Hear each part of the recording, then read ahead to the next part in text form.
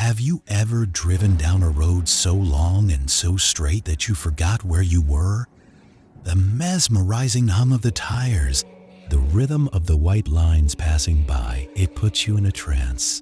But on Route 66, that trance can be deadly, because sometimes the things standing on the side of the road aren't looking for a ride. They are looking for a body to wear. This is the story of three friends who made one mistake. They stopped for gas in the middle of nowhere. My name is Mike.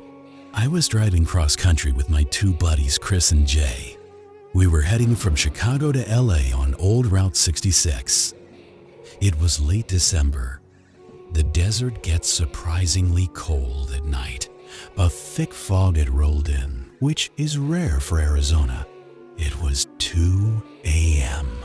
The only light came from our headlights cutting through the mist. The GPS had lost signal an hour ago. We were driving on instinct. Chris was asleep in the back. Jay was riding shotgun, changing the music. "Hey, look at that," Jay said, pointing out the window. About 50 yards ahead, under a flickering yellow streetlight, a guy was standing on the shoulder. He was wearing a long trench coat. His thumb was out.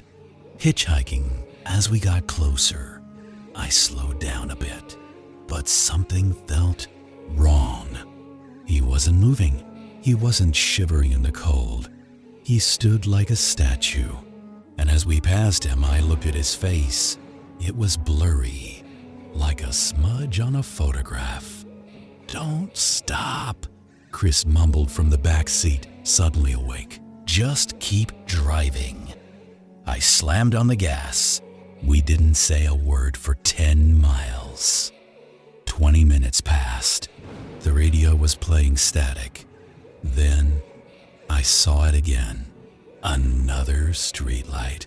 The only other streetlight we'd seen in miles.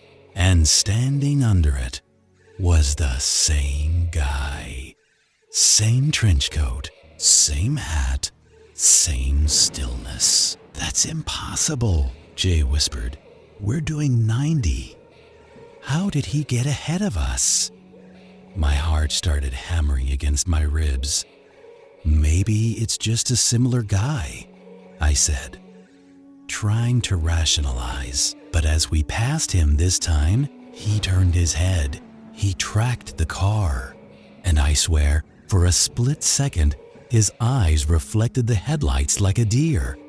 Glowing yellow eyes. I didn't slow down this time. I floored it. The speedometer hit 100. "What is that?"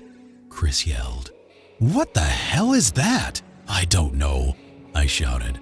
"I'm not stopping to ask." Another 20 minutes. We were all on edge. Every shadow looked like a person. Then the car swerved. A massive gust of wind hit us from the side. But there was no storm.